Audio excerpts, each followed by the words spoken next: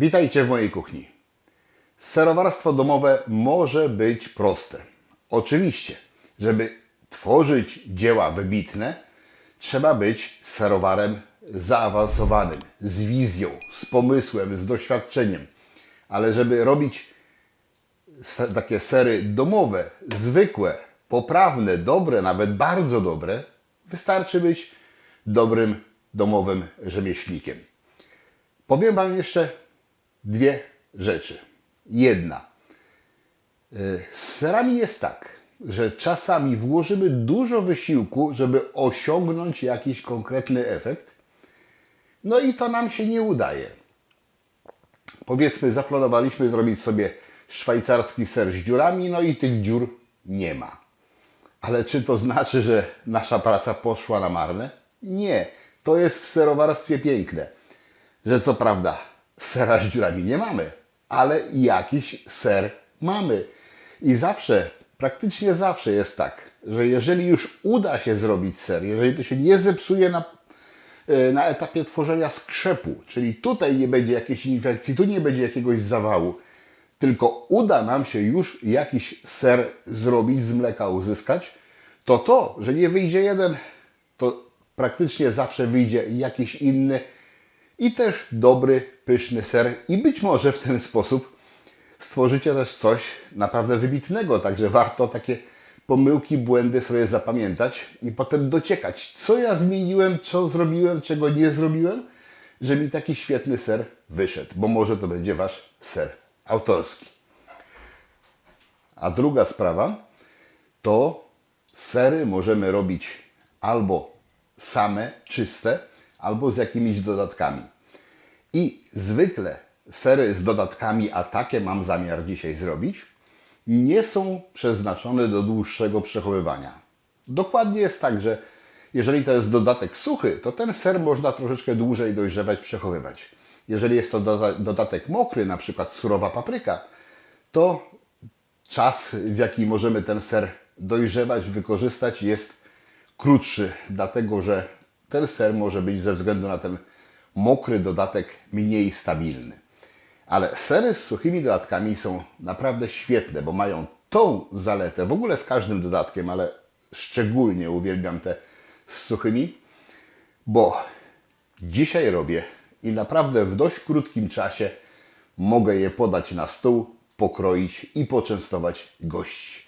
Nie trzeba czekać 3, 6 czy 12 miesięcy, aż dojrzeją. Nawet nie wolno, nie powinno się. Chociaż wyjątki w tych serach także są.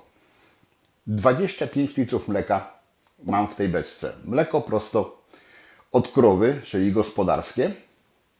Będę je najpierw pasteryzował, czyli wleję do gara, podgrzeję do 65 stopni, utrzymam przez 30 minut po to, żeby mieć pewność, że na drodze od gospodarstwa na mój stół to mleko nie złapało jakichś niechcianych mi bakterii. No i żeby mieć pewność, że też w trakcie udoju takie bakterie tam się nie dostały. Z mniejszych ilości mleka można byłoby podjąć takie ryzyko i zrobić z niepasteryzowanego mleka, bo też potencjalna strata byłaby mniejsza. No, przy tej ilości mleka, gdybym coś skiepścił, gdybym miał tego pecha, że mleko jednak nie jest biologicznie idealnie czyste i coś mi się zepsuje, to po prostu szkoda. Szkoda byłoby wydatku i pracy, no bo jednak serowarstwo domowe trochę pracy wymaga. Wleję. Do tego garka będzie mi około 23 litrów, mniej więcej. Zobaczymy. I to, co mi zostanie, wykorzystam i tak. Będę miał, że tak powiem, produkt odpadowy, który też Wam na końcu filmu pokażę. Co jeszcze? Kontrola temperatury. W ogóle warnik 30 litrów, 25 realna pojemność jego. Garnek właśnie w środku, czyli mam zestaw w płaszczu wodnym. Mam 2 termometry.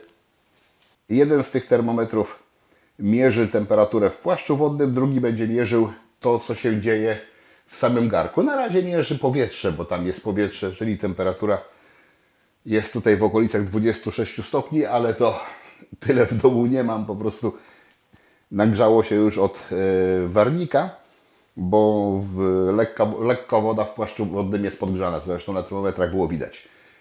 Wlewam, pasteryzuję, potem będę studził do 30-32 stopni. Zresztą teraz już gadał więcej nie będę, wszystko w narracji po kolei powiem. Zobaczycie, jak szybko można zrobić bardzo fajne domowe sery, które jak podacie na stół, to będą Waszym gościom, Waszym bliskim smakować. Zacznę od wymieszania mleka, bo już parę godzin stoi, więc tu się zebrała pewnie całkiem spora warstwa śmietany.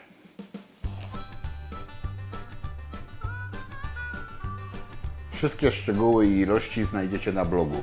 Link w opisie filmu.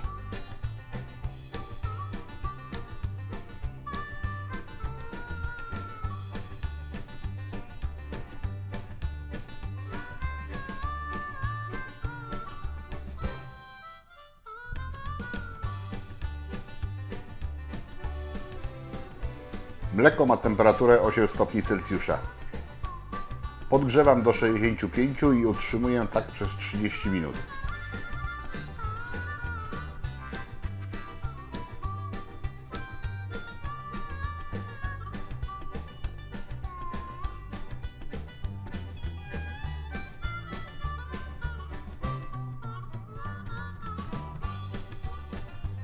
Czas na studzenie.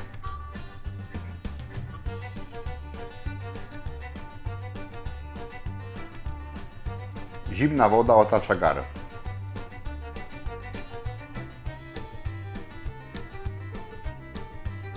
W międzyczasie przygotowuję około 2,3 g chlorku wapnia i rozpuszczam w przygotowanej ostudzonej wodzie.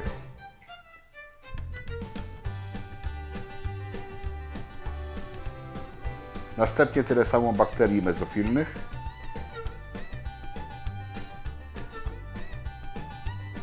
i pół grama lipazy.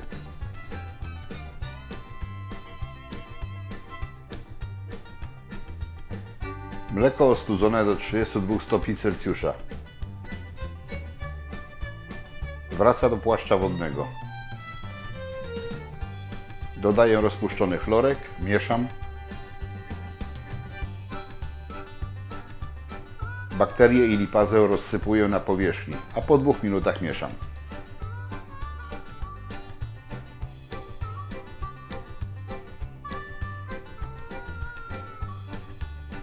Instaluję termometr i utrzymuję mleko w temperaturze 30-32 stopnie Celsjusza przez 30 minut. W międzyczasie rozpuszczam w wodzie 1 gram podpuszczki suchej.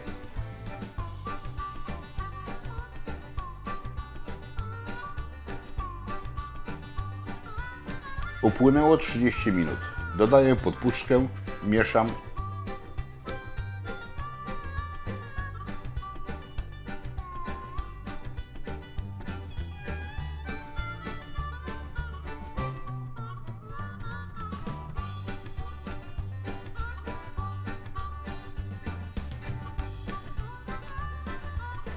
Pozostawiam tak na 30 minut. Po tym czasie sprawdzam jakość skrzepu. Jest dobrze, można kroić. Tym razem zrobię to nie nożem, a taką specjalną miotełką.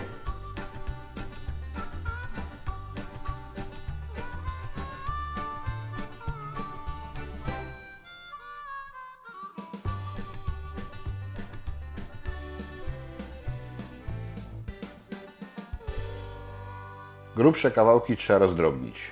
Docelowa wielkość ziarna to mniej więcej ziarnko grochu. Po rozdrobnieniu zakładam termometry i podgrzewam powoli do 37 stopni w tempie 1 stopień na 3 minuty. Cały czas lekko mieszam. Ten etap to suszenie ziarna.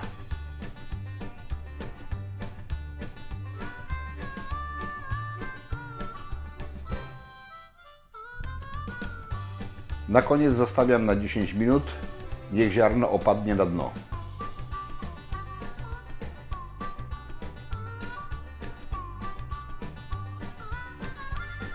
Odbieranie serwatki. Pierwsza szklanka dla mnie. Uwielbiam.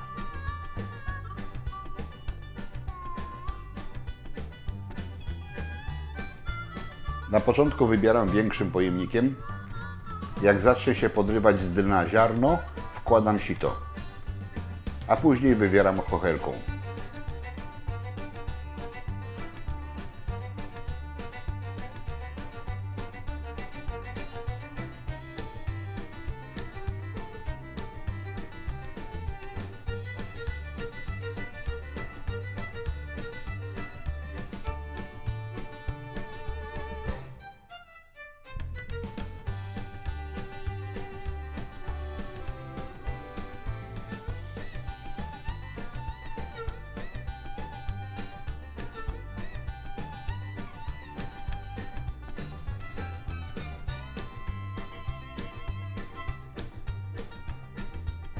Wybieram serową masę i napełniam foremki. Do pierwszej dosypuję kolorowy pieprz.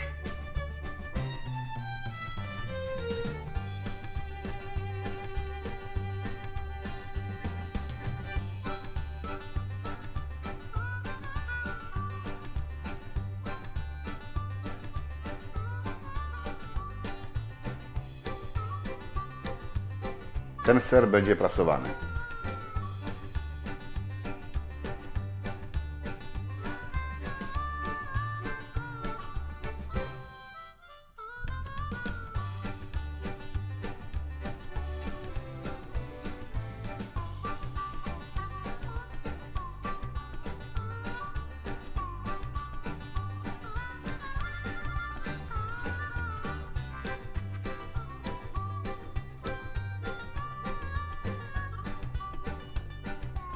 Do drugiego dodaję blanszowane migdały.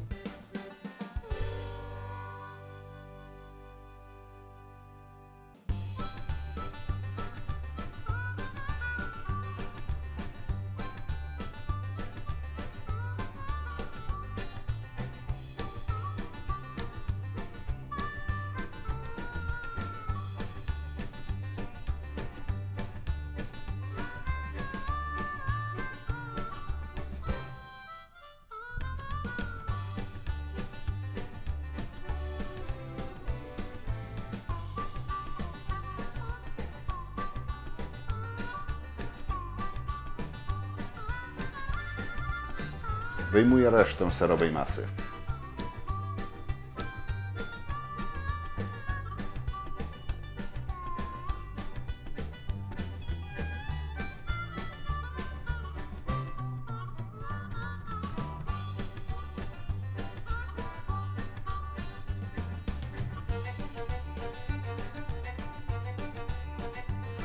Dodaję do niej kolorowy pieprz i sól różową.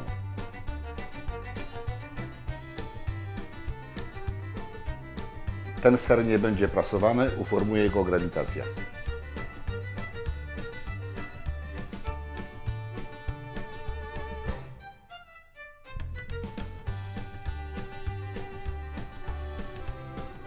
Całą serwatkę zlewam do jednego gara i dodaję resztę mleka. Następnie podgrzewam do 90 stopni Celsjusza. W tej temperaturze dodam 100 ml octu winnego. Czas na prasowanie dwóch pierwszych serów.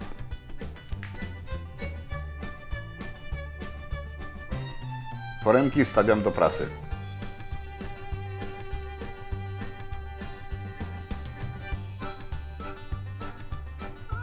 Górna pokrywa prasy plus 4 litry wody dodaje nacisk około 6 kg. Czas 1 godzina. Nacisk niewielki, ale serwatka się uwalnia.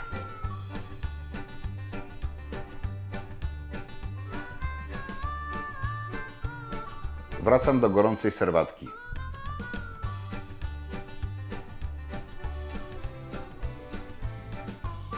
Po zakwaszeniu zaczynają dziać się cuda. Podgrzewam jeszcze kilka stopni i tak utrzymuję przez 10 minut.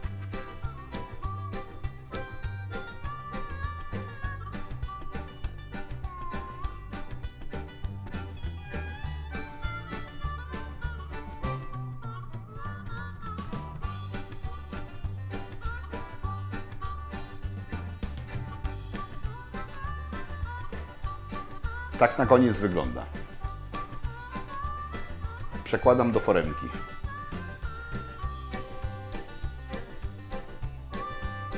Zrobię jakiś mały nacisk na ten ser.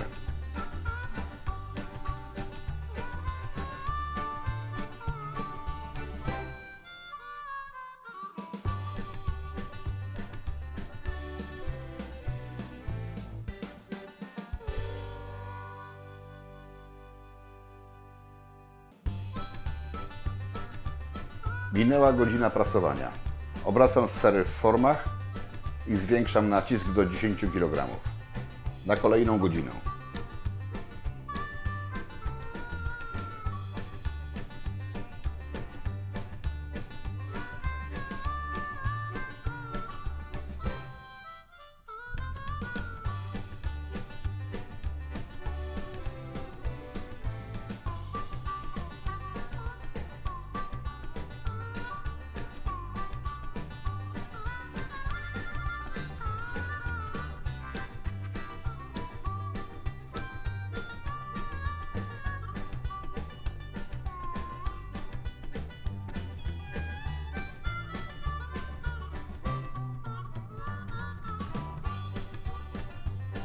A gdy minie, ponownie obracam sery i zwiększam nacisk do 20 kg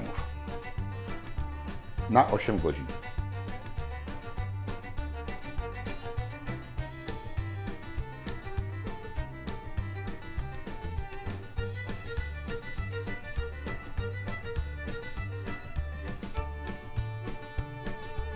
Rano ponownie obracam sery i wkładam do foremek, ale już bez chustu.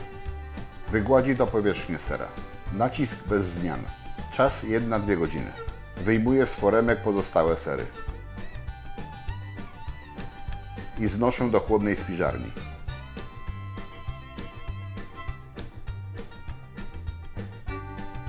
Tego lekko dociskałem.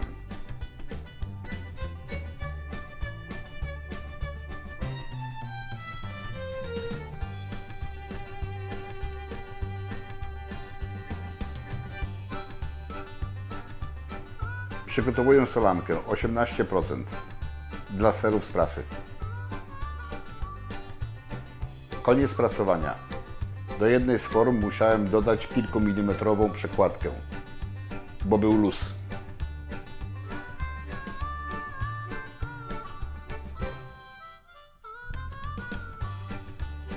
Czas solenia 6 godzin.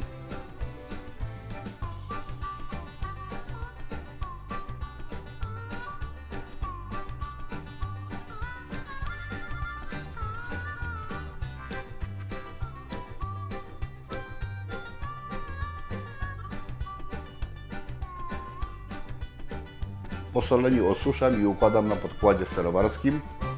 Zostawiam na kilka dni, by wytworzyły własną skórkę.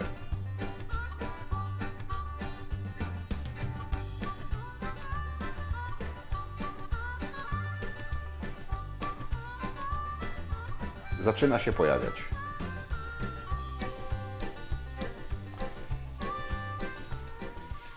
Pierwszy ser trafia na degustację. Dzisiaj też posłuży jako śniadanko, a wieczorem będzie już miał poważniejsze zastosowanie. Tak go przechowywałem w chłodnej spiżarni pod przykryciem, żeby za mocno nie wysechł.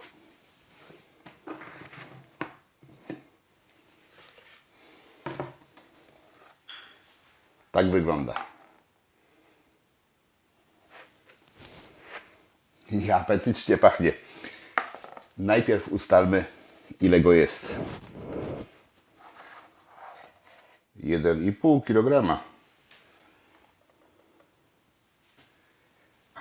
Może to już tak zdejmę go. na podkładzie serowarskim, żeby to, co z niego, bo on jeszcze uwalnia trochę serwatkę, nie gromadziło się pod nim, tylko odprowadzało się pod podkład serowarski. Czas wykroić trójkącik i zobaczyć, co w środku i jak smakuje.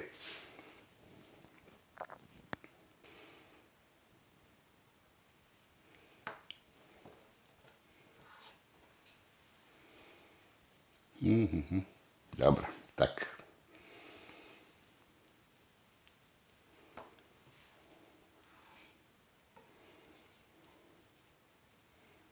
O.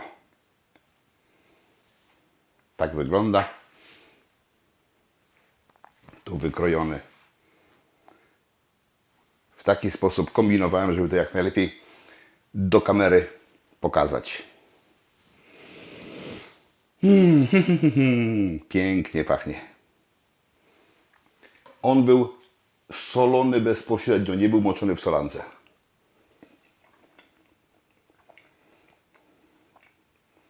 Mniam. Tak, wędliny lubię, ale sery też bardzo lubię. Pieprzu dodałem tutaj całkiem sporo, ale jestem w kawałkach, więc mocniej się go poczuję, jak będzie takie ziarenko rozgryzione. Trochę namokły, więc puściły troszeczkę tego pikantnego smaku wokoło. O, teraz rozgryzłem właśnie. I ta pieprzność jest mocniejsza. Sam serek w tych około 10 stopniach postał nie dobę, ale kilkanaście godzin. Dostał delikatnego kwasku. Taki lekko mu się obniżyło pH i to naprawdę znakomicie poprawia jego smak. Miam. Tak. Ten kawałek dla mnie, a ja zaraz przy okazji pokroję jeszcze drugi, który ma zupełnie inny charakter.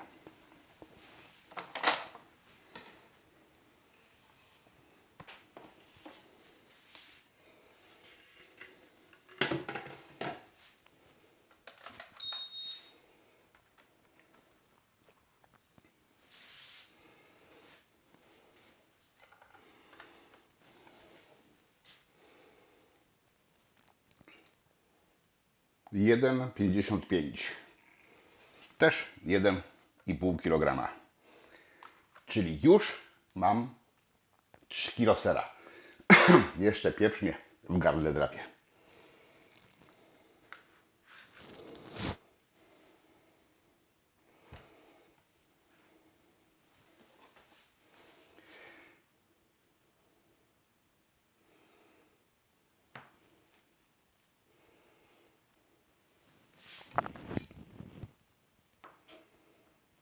Tutaj to jest zupełnie co innego.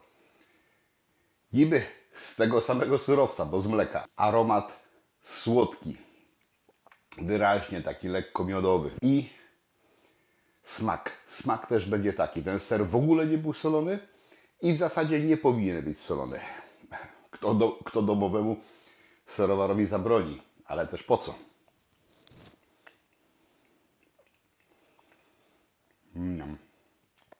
Ser ma delikatniejszą strukturę.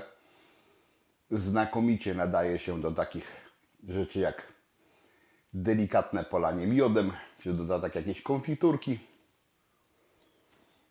Jest to ser zwarowy. Posiada cechy sera ricotta, ale nie jest to czysta ricotta, bo nawet jak dodajemy do masy serwatki 10% mleka po to, żeby poprawić wydajność w ricotcie, to ja tego mleka dodałem tu więcej, bo gospodarz był bardziej szczodry chyba niż na tyle, na ile się umawialiśmy. W każdym bądź razie zawartość mleka jest większa, więc pozostałe cechy, pozostał charakterystyczny dla ricotty smak, bardzo świetny zresztą, ale sera wyszło sporo. No i generalnie czystą ricottą nie jest, ale jest zarąbisty. Świetna sprawa. Także to jako normalna przekąska, taka bardziej ostra, słonawa, pikantna.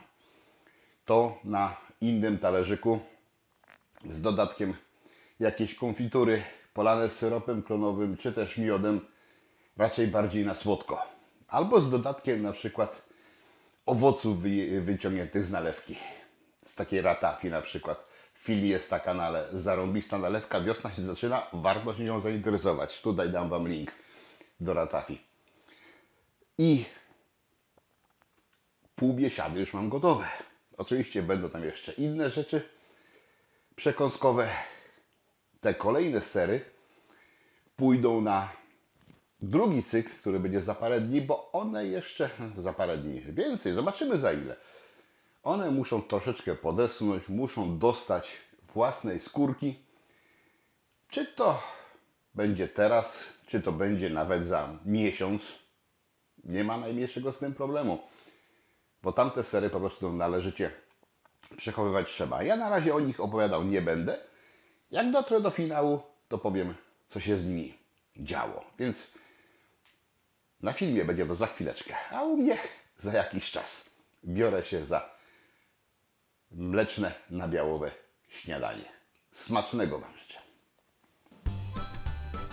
Ser z pieprzem będzie wędzony przez 2 godziny w temperaturze około 38 stopni. Użyję drewna czereśniowego.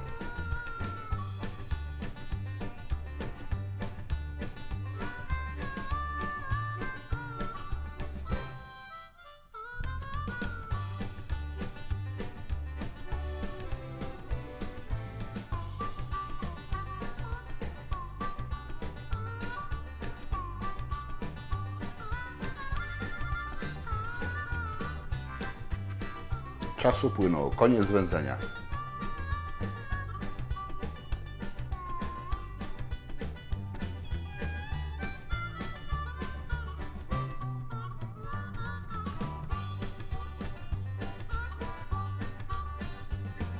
Tak wygląda obok brata. Minęło trochę ponad 2 tygodnie od zjedzenia od poprzednich serów i ponownie mam okazję, żeby serową ucztę w domu zrobić. Te sery oczywiście mają potencjał do dalszego dojrzewania, ale po pierwsze ja w obecnym cyklu wykonuję tak właśnie kilka kilogramów sera co 2 tygodnie, więc mam całkiem spore ilości miesięcznego wyrobu, więc część może dojrzewać, leżeć, a część, zwłaszcza jak dodałem właśnie lipazę, żeby trochę zaostrzyła smak, ona coś już tutaj powinna działać, to mogę ten ser już teraz na stół podać. Zresztą to są sery z dodatkami, a sery z dodatkami długo przechowywane być nie powinny. Zważę je najpierw. Zresztą zobaczcie, jak wyglądają.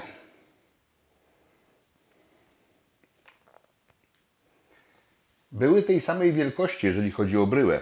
Sam proces wędzenia, jak widać, kilka milimetrów z pół centymetra go obniżył.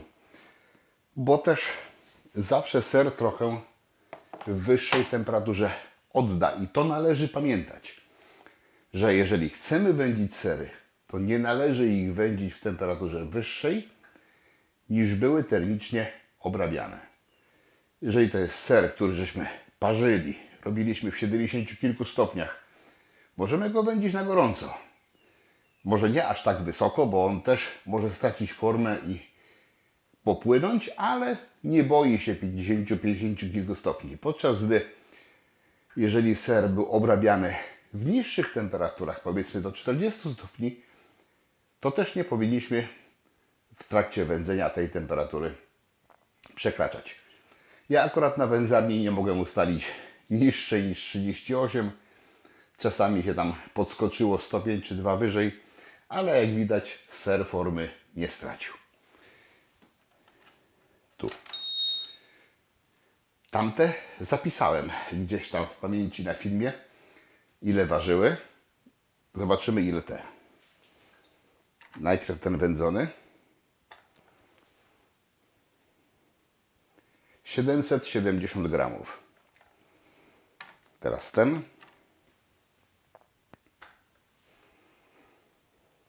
880. Coś mi się wydaje, tutaj zaraz tam pokażę, że ta wydajność wyszła całkiem fajna. Rzekłbym nawet kosmiczna. Jestem pewien, że gospodarz był szczodry, że mi dał mleka troszkę więcej niż zapłaciłem, bo zapłaciłem za 25, ale beczka była 30-litrowa i zdecydowanie nie była pełna, więc może 27 litrów to naprawdę już góra. Myślę, że może i tego nie było, więc mleko bardzo dobre i gospodarz szczodry. Spróbujmy. Zobaczmy, co jest w środku. Najpierw ten biały.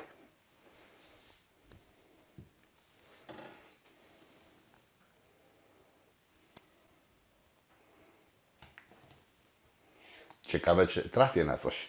To nie było aż takie gęste, jeżeli chodzi o dodatki.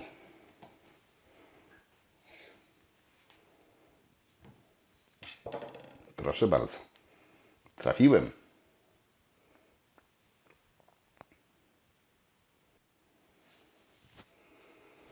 O, ale fajnie pachnie.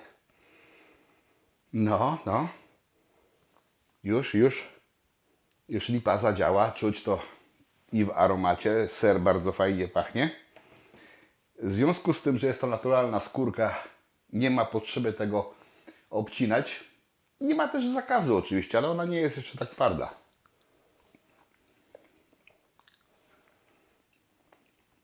Miam, bardzo fajny. Znakomity. Znakomity na przekąskę. Już mi się nawet kawałek migdała ugryzło. O. Jak widać, się ładnie wpasowały. Świetne jest to właśnie, że plastyczna masa sera, już delikatnie się zaostrzająca, no mogłoby to jeszcze faktycznie tydzień postać, to ten smak byłby troszeczkę bardziej wyrazisty, ale już czuć działanie.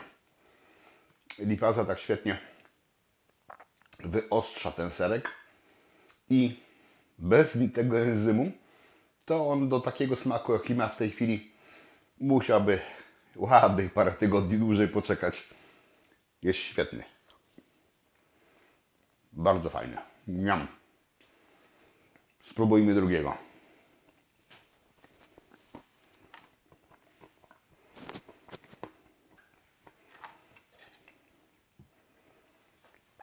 Tu w środku jest pieprz, więc już taki ser próbowałem. Zobaczę, na ile jest lepszy lub gorszy od poprzedniej formy.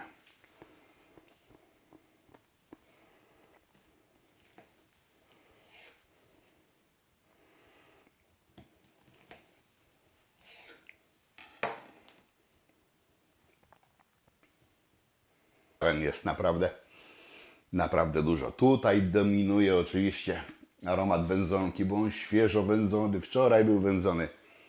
Bardzo silny jeszcze aromat. Z czasem by trochę osłabł, ale w tej chwili jest mocny.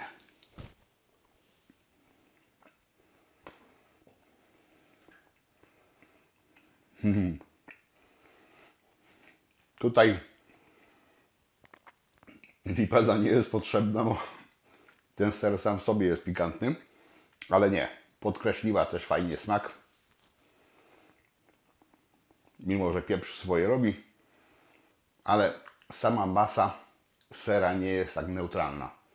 Jest dobrze posolony, jest pikantny od pieprzu i ma się ten fajnie wyostrzony aromat i smak właśnie poprzez dodanie enzymu. Bardzo fajne, świetnie się kroi. Mniam. No i tym oto sposobem Trochę się musiałem narobić. Ale to było z jednego startu. Jeden moment, jeden wieczór pracy. Moment to źle powiedziane. Zdecydowałem się, popracowałem, zrobiłem i mam naprawdę sporą ilość pysznego sera i obskoczę tym dwie imprezy domowe, gdzie ser będzie jedną z atrakcji stołu. Te bardzo fajnie smakują. Zachęcam Was do domowego serowarstwa, nawet do tego najprostszego, bo to, co ja w tej chwili wyczyniam, no wymaga już trochę sprzętu. Do tego się dochodzi tygodniami, miesiącami, może i latami, ale zacznijcie od tych najprostszych. Serowarstwo domowe jest naprawdę super. Przełknę, bo jeszcze serek mam w ustach. Zapraszam na kolejne odcinki. Jak się podobało, poproszę o kciuki w górę. Będę wdzięczny za subskrypcję, polecanie innym i pamiętajcie o tym, że domowe zawsze jest lepsze. Na razie, hej!